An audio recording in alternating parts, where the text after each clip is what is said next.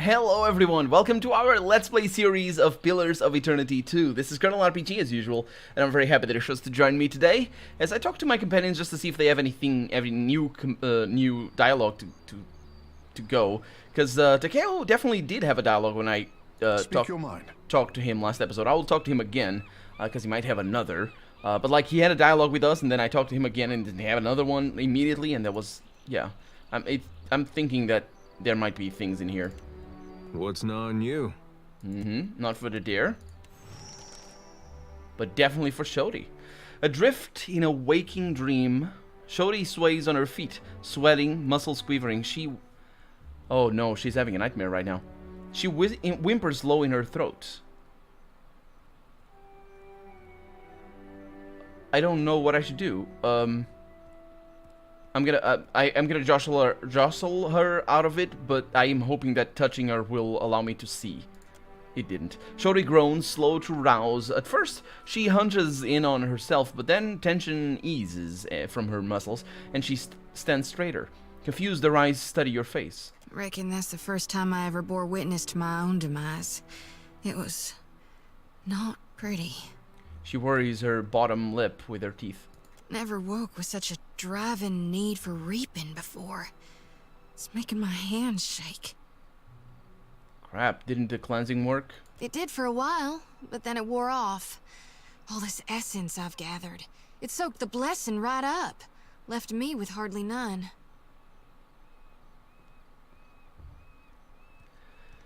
Let's see.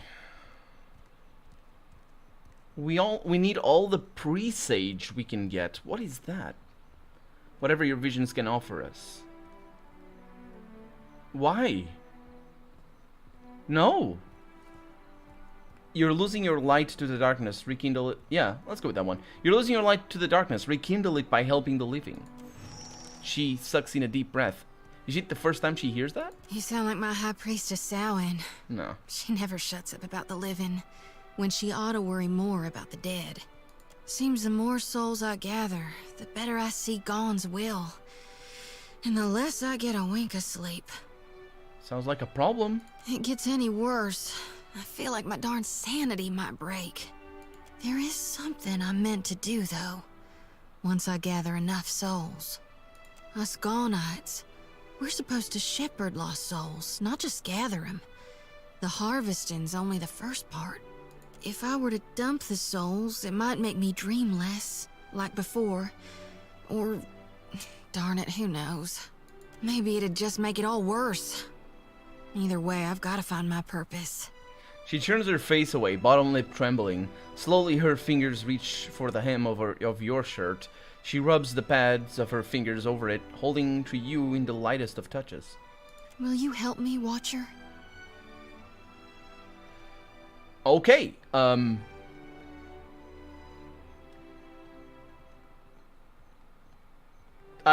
remember what I was saying last episode about the romance storyline about all of this. Yeah, I don't think I have a connection to even say that, let alone go ahead and touch her like that. So I'm not gonna go with that. But yeah, so I hope, yeah, for sure. I was hoping you might would. Sometimes I feel like, with you by my side, I can stand against gods. She pinches his lower... Here... What? Oh, Takeo, not her. Takeo pinches his lower lip and smiles. Because he's piety, yeah. So we have a bunch of options. We'll find an Adra vein and release your burden. It's the best way to ensure the souls reach beyond. Okay, that is... Indeed, yes. What if we gave the souls to the Animancers? They have made gains in reproducing the cycle of rebirth. No, they fixed it. I don't know if this is true, though. I think it might be true. I hope it's not, because they really did fix it. Well, I fixed it. They didn't do anything. More souls you gather, the more strongly you will see your god's will. Keeping them will make you a better priestess. Yeah, but at the cost of... She's not going to be a good priestess if she is dead. So, no. And you should know it better than anyone as a player from the first game, because... being a watcher is the same problem. It causes insanity. It just yeah, it's just bad. Yeah, we'll find an Adra vein. It'll need to be a potent source to overpower the draw of my lantern. It's gotta be luminous for sure. Well, we need to overtake Help us then. That's one problem solved. But what about the itty-bitty issue regarding the god of rebirth not actually being in hell? The souls will make it safely, but who's to see to their proper reseeding? It's fine. He wasn't needed before, he's not needed now. This is a huge risk of Aora's balance. No, it isn't. You really trust Malgrin not to rebirth Aethasians as warriors of the flame? Think Gallowayne won't be greedy? Gone aside, the god's past actions don't instill me with the greatest confidence. Well, Gon shouldn't instill you with the greatest confidence either. She doesn't know that gods were invented. I find it weird that our character can't say that. When I say invented, I mean they're the souls of the Ingwithans who decided to become godly and now are doing their thing.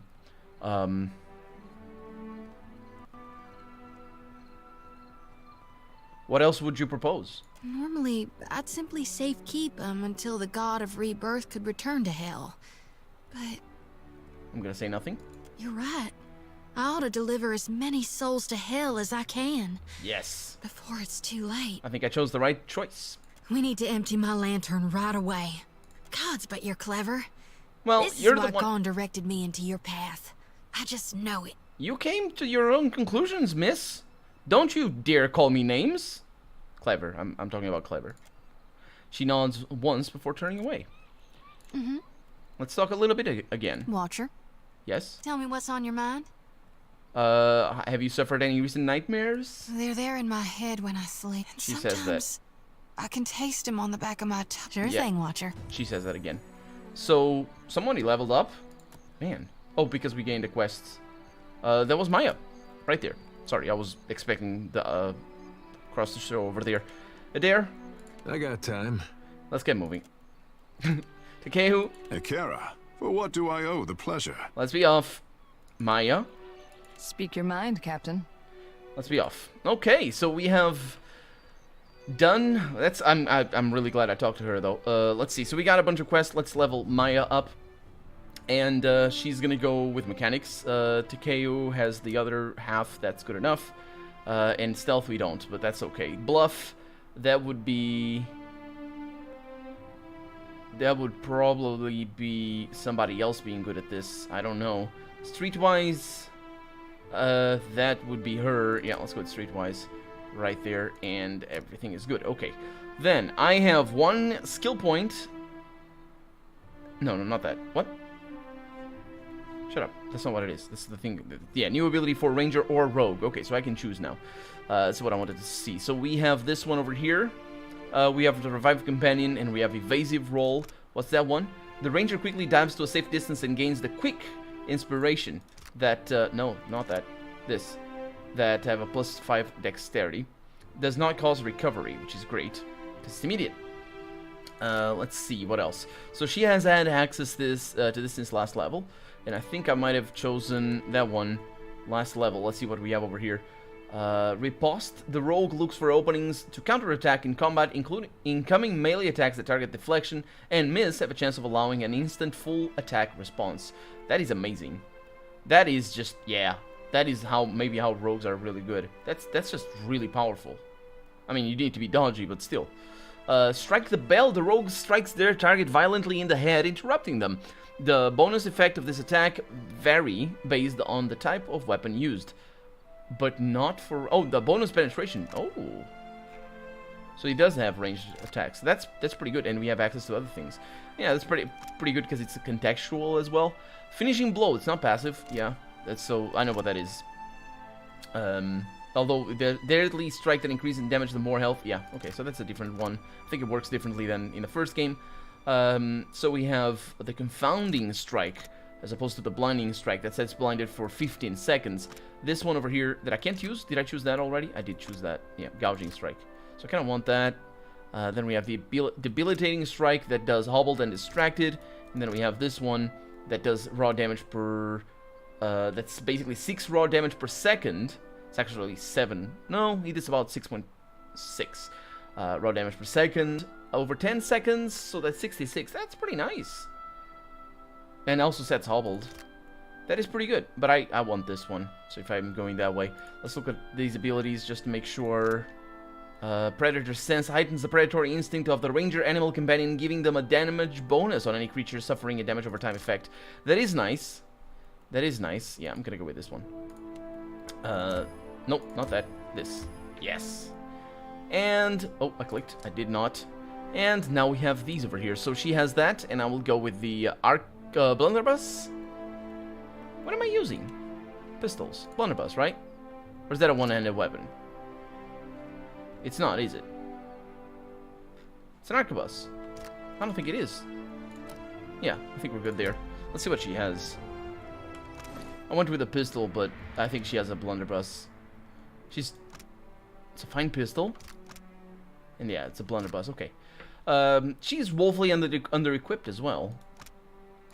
I mean, most of what I get is not rings or anything, unfortunately, so it's not like I have much choice.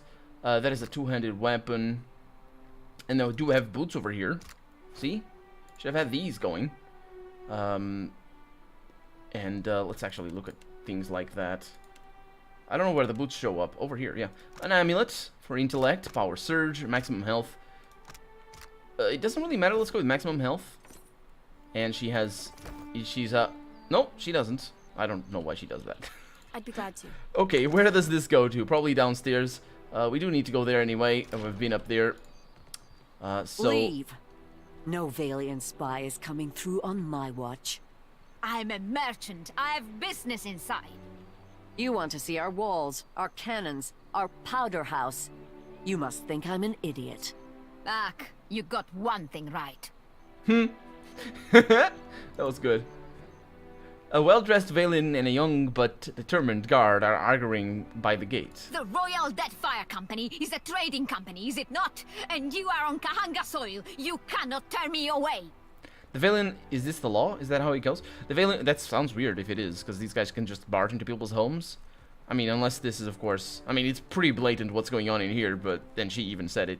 The Valen's words only anger the guard further. Her face darkens and she greets her pointed teeth. The Brass Citadel and the Royal Deadfire Company operate under the auspices of the Ranga Nui of Rawatai. She straightens her shoulders and crosses her forearms over her chest in a stiff salute. We answer to him, not to you.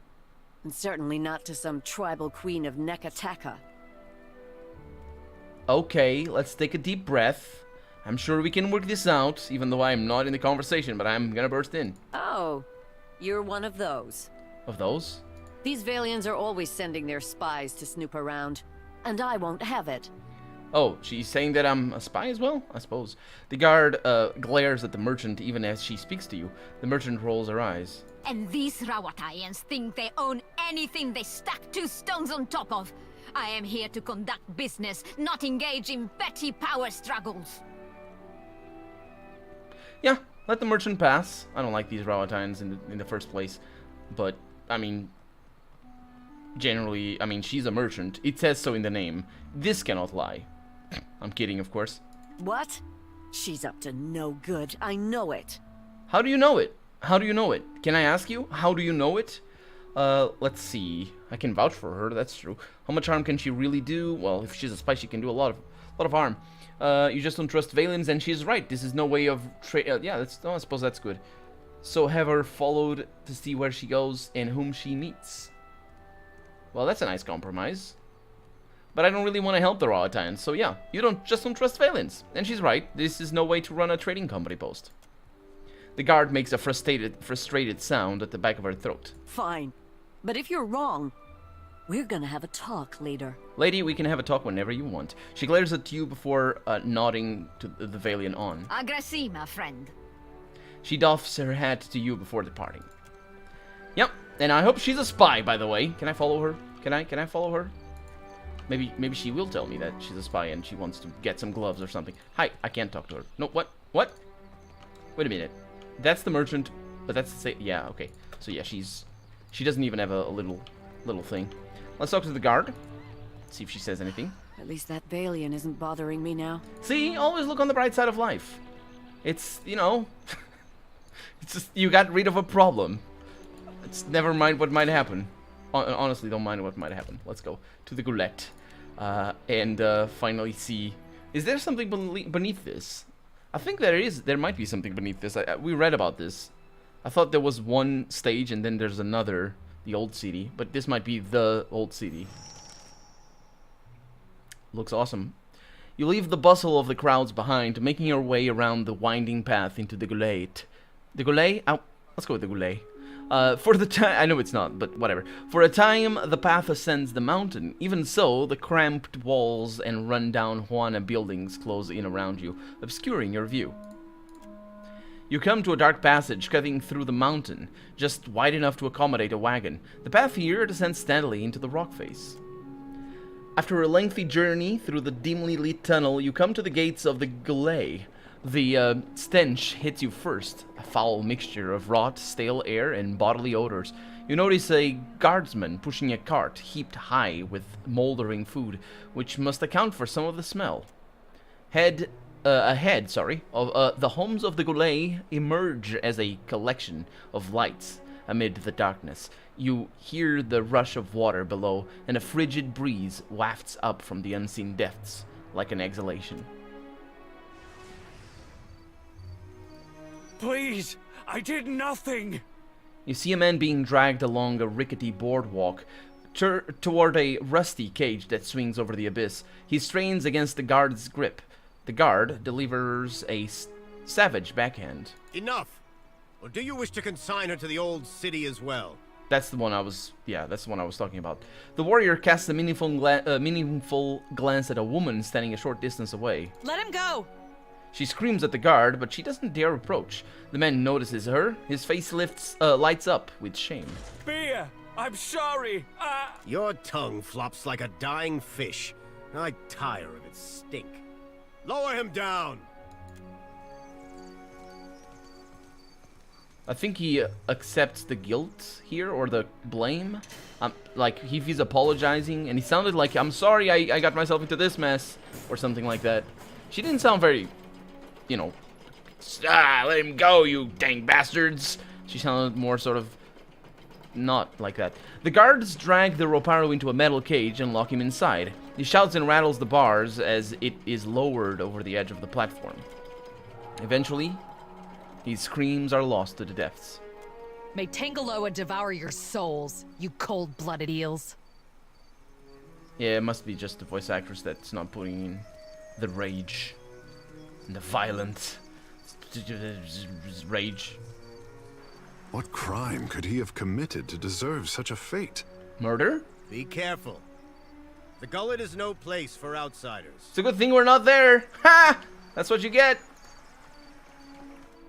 A guard folds his arms, watching the activity on the walkways through slitted eyes. A coral piercing juts from his lower lip. He notices you with a sharp nod. Why was that man sent below? Botaro? He I don't know. associated with foreign criminals. He spits. The gob of saliva is just one more splotch on the weathered and mottled boards. I cannot be certain about Biha, so I let her go. But I will be watching her. And this is punishable by death, or worse? Was it death? I didn't know. Oh boy. Takeo's voice wavers. That it is. Oh, I didn't. Oh boy. He nods with no small measure of pride. These wicked sorts overrun the Gullet and corrupt the Reparu. Our justice must be swift and firm. These wicked sorts corrupt the Roparo. You mean he's not saying that as I think he's not saying that as a member of the Roparo himself. He's an overseer, so he probably isn't. He might be, but I get the impression that he's saying the corrupted Reparo as in spread deviant ideas. There's another name. There's another name for what that is. So basically, yeah. The problem is here. Also, he said something before. He associated with foreign criminals. This tells me very little, apart because he's not saying who he's associated with and what exactly. I mean, if he's talking about, like, imagine that guy associated with someone who is a spy and, like, I don't know, a smuggler. That has a very different meaning to this sentence than if he associated with, I don't know, somebody that's planning to overthrow the government here in Nekataka. That's just, it's still the same thing, but it's a completely different sort of crime, and very much, well, both of them are not. I wouldn't say they were punishable by death, but you know, just it's different. So I get the impression that he's more about he's being a deviant and propagating that deviancy. A deviant in the historical usage of the word, mind you, not in the morally sort of judgmental word or usage of the word. So yeah, basically, because I don't know what he was saying, but I don't know what this guy wants. It's just swift and firm and all that. Where's Bahia now? Hers is the first house you come to. Okay. Just there. Thank you. You will probably find her there. Okay. So where does this lift go? To the old city, Ikira. A god's cursed ruin filled with walking corpses and abominations of the deep. Oh, lovely. How can you consign your fellow woman or man to this fate? We punish only those who cause trouble. He speaks forcefully, but he stops himself when he gets a look at the Kehu. Begging your pardon for my tones, sir. Oh, yeah, I didn't notice, actually. Okay. We punish only those who cause trouble. Oh, okay. Yeah, it speaks forcefully. So that's the tone, yeah. The Gullet is no place to wander. Watch yourself for rowdies and pirates. I want to have access to the lift, if you could, please. Are you mad or merely lost? That place is a punishment for the lowest sort. He waves a hand towards the exit. Go and explore someplace with pleasant views and fresh air. The harbor, or Periki's Overlook. I can look after myself. It's your neck, Ikira. He whistles and the guard standing by the lift looks over at him and nods. We will leave the lift down there for half a day. That should be enough time to come back to your senses. After that, you are on your own. The guard will let you pass. Though I urge you to reconsider. I wonder how the lift works. Does it have like a trap floor? Because like it's not like it's a lift that ends and then whoever is imprisoned steps out and then the lift goes back up. Because that makes no sense. They need to have some sort of mechanism that would impede people from actually hanging onto the lift and coming back up. Because otherwise they just drop them down there. Can you tell me about Delver's Row? Actually, what is that? Oh, it's this place. Somewhere beneath the Gullet, sorry, the Gullet, is a loose confederation of thugs, thieves, black marketeers, and other seedy individuals. Known as Delver's Row, it's a place where most things can be found for the right price, and word always travels quickly. I don't think it is this place. Maybe it is. Ikira. Yeah. It is a cancer in the Gullet. A place of criminals and their foul dealings. And I cannot fathom for what anyone but a criminal would ask of it. He lowers his head and stares down his nose at you. Can I stare up? Can I do the opposite? Like, stare up my brow at him? And sort of be weird? That sort of body... or bodily language, or body language... That sort of body language is being defiant is so nice because it's not official. Unless, of course, these guys consider it official, because throughout history, body language is very much official. And it's just, even from a... when I say official, I mean, like he can't arrest me for it. In modern day, well... but yeah, in modern day, normally body language wouldn't be considered a crime. Like, calling for... You know, let's kill this person over here in public or something like that. Saying that is definitely a crime, right? That's just you're just like, or shouting. What's the one? How does that go? Shouting fire in a crowded theater? Is that how it goes? What I'm saying is, language itself is official, but you can't prosecute someone for looking threatening, right? I mean, I suppose you can. I don't know. I know nothing about law. I'm just now realizing. Of course you can. Of course you can. You can prosecute people. Well, it depends on the countries, but here in Portugal, at the very least, like for example, if like you mimic the motion of fetching for a weapon, that is legally considered a threatening motion, and like if you are found to be using that in an intimidatory manner, that can be considered as intimidation. Not as, you know, I'm not talking about this be considered as an actual fetching for a weapon, because that's a different thing altogether. But yeah, body language is official. Forget about it. But just What I'm saying is he was looking down his nose. Can't I look up my brow? Like, don't hurt me. Or just being really sarcastic. I don't know. I'm taking fantasy to I think too far reaches. Anyway, I think that's that for this episode. This is the Gullet? Maybe not. I had not realized. Takeo glances around wearing a distasteful expression. He raises his arm to cover his nose and mouth. Yeah, he hasn't been down here. You thought this place would be in better shape? I thought the Raparu had a piece of the city to themselves. This is a latrine. Still part of the city. The Mataru are supposed to take care of those below. This does not resemble care to me. Let us go on.